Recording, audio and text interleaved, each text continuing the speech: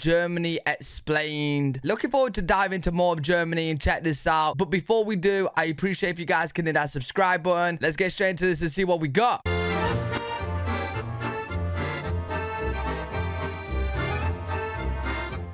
Germany is mentioned so much in pop culture and politics that you might think is one of the countries you know the most about. Okay. But let's face it, 99% of that information is World War II beer and lederhosen. Right. Unfortunately, since there's so much more to Deutschland, as the local populace calls it, hence here are the most important facts about Germany that you were missing.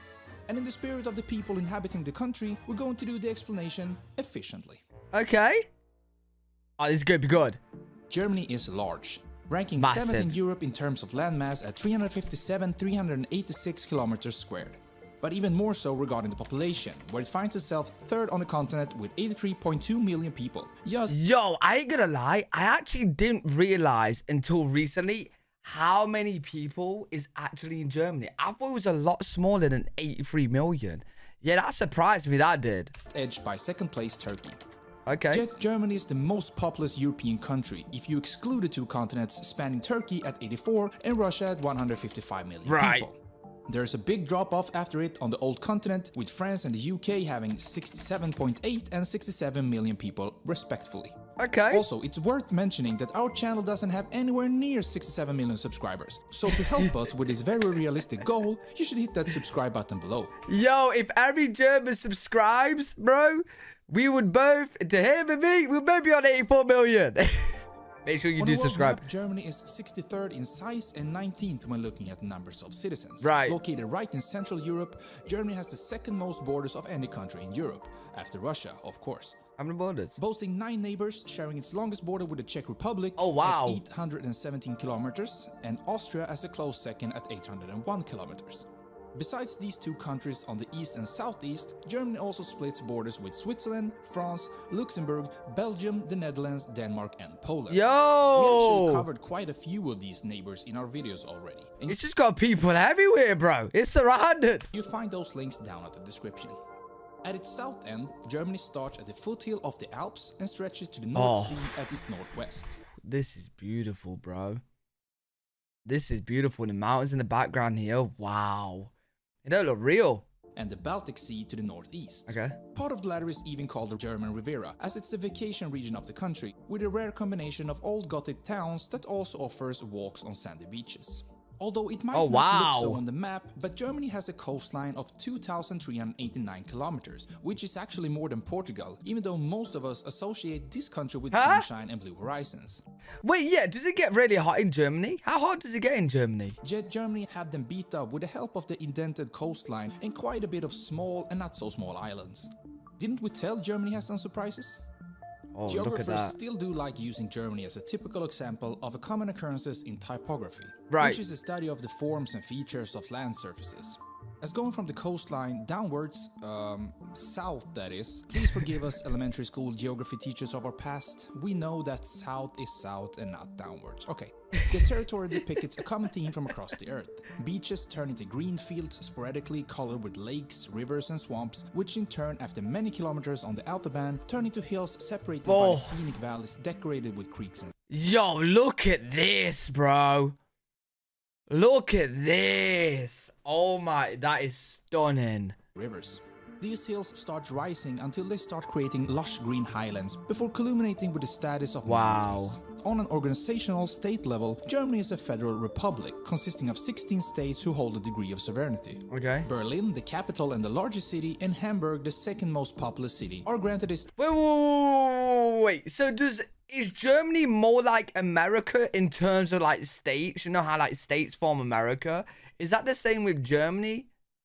Like the states form Germany? Or the states in Germany more like the cities in the UK? You know how the UK, we don't have states, we just got cities. And but you know what I mean? Like locations. I don't know what you would call them, bro. Status and are commonly known as city-states.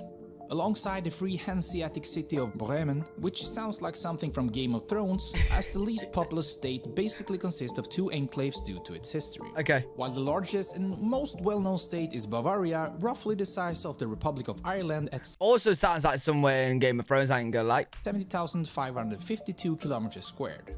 Yet the agricultural economic powerhouse Bavaria in the southeast isn't the most populous federal state in Germany.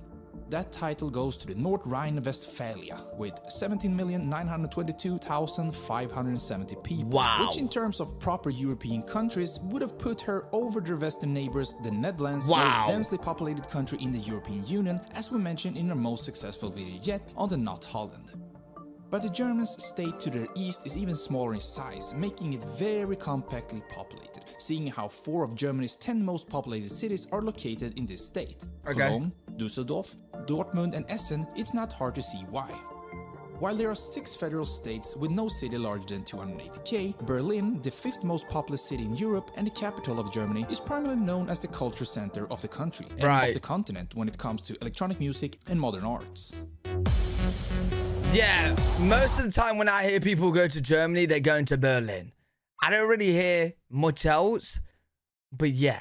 Yeah, in fact, the only times I ever see people going to Germany, like on my, like, let's say I'm going on Instagram, is they go into the, what are they, the drink parties? What do you call them? Where you go for the massive drink up.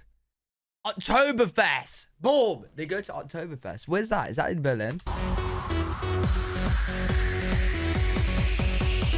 Having a continental climate with cold, snowy winters and hot summers, Germany also experiences quite a bit of overcast during the year, especially the northern area due to the effect of the Atlantic Ocean. The more south and the more east you go, the populace gets more sunshine per year. Yet, even in the eastern located Berlin, there are 139 rainfall days. Still, that didn't stop German tourists from having 39 million international arrivals in 2019, similar to the whole of seemingly much more popular UK. Well, the festivals like the Oktoberfest in Munich and the notoriety for... Oktoberfest is in Munich. Okay. Not Berlin. Right, I was wrong. UK. Well, the festivals like the Oktoberfest in Munich and the notoriety for greatest beer and sausages in the world do the heavy lifting. Yet Germany has a lot more to offer outside of its urban centers. Fairy tale-like castles across the land, many big rivers like the Rhine, Main, Danube and Elbe used for cruises, and the Alps boosting the country's highest peaks with the Zugspitze, reigning supreme at 2009. Wait, this is Germany? Bro! Rivers like the Rhine, Main, Danube and Elbe used for cruises, Hold and on. Alps boosting the... Bro, this was like some Hawaiian kind of place, bro. Somewhere really tropical. What? Country's highest peaks with the Zugspitze, reigning supreme at 2,962 meters. Wow. After hiking or skiing in these areas, one could go for strong flavored German food. I'd love to go skiing. Sauerkraut, and many kinds of cheese. Germany now boasts a very distinct food offering, as some estimates suggest that 1 in every 10 German citizens comes originally from a foreign country, with Turks and Poles as the most represented ethnicities. Okay. Somewhat surprisingly, compared to UK and France, Germany is still quite a religious country, with 66% Christian population, split almost equally between the Catholics and the Protestants, 6.9% Muslims and 26.3% unaffiliated. Yet, you know what? I actually want to see the stat for that for the UK, actually. That'd be interesting. Might not be so strange, considering Germany is the birthplace of Protestantism, but also because it has been, for the longest time, the spiritual successor of the Roman Empire. But we need to back up quite a bit. Where we going? Oh, wow. Germanic tribes originating from the southern end of Scandinavia populated the lands we've been examining around 500 BC, eventually becoming a threat to the Roman Empire, with the legions attempting and failing conquering the Dark, eventually becoming a threat to the Roman Empire. I want to see what England was called back then. With the legions... Was it Britannia? Roman Empire. Britannia? What? Bro, what was we called, man? With the legions attempting and failing conquering the dark forests of the Great Germany. Yet part of Western and Southern Germany did get included in the vast Roman Empire, but the whole of Western Roman Empire fell to Germanic tribes by the end of the 6th century AD, following the great barbarian invasions and migrations, which resulted in Germanic tribes ending up pretty much everywhere in Europe. Okay. Too many tribes to be listed in this introductory video, yet they are the reason why there are so many different words for the same country. Right. Unlike for Italy, England or Russia, who we all call similarly with the same root of the word. But the Scandinavians called Germany Tyskland, the English, well, Germany, and the French Allemagne. And most Eastern European nations as a variation of the word Niemcy, and the Dutch Deutschland. Franks, one of these groups of Germanic people, became the most powerful kingdom on the ashes of the Western Roman Empire. It's this domain that served as the basis for the Holy Roman Empire, a conglomeration of political entities, states, cities that lasted for nearly 1,000 years with varying borders, but usually holding most parts of what is today Germany. The loosely tied organization ended with Napoleonic Wars, yet those lit the nationalistic fervor across the states, leading eventually to the founding of the German Empire in 1871, having the country be so young and so old at the same time. Wow. The 20th century is what most people know Germany for, and losing 2 world wars in which it was the aggressor. Yep. After Second World War, the victorious Allies divided Germany into eastern and western parts, which were then again reunited in 1990 after the dissolution of the Soviet Union. Do you know what's crazy? Right, listen, Germany has been through a lot, bro. Right? When you look at the history of it, it's been through a lot. Do you know what actually blows my mind?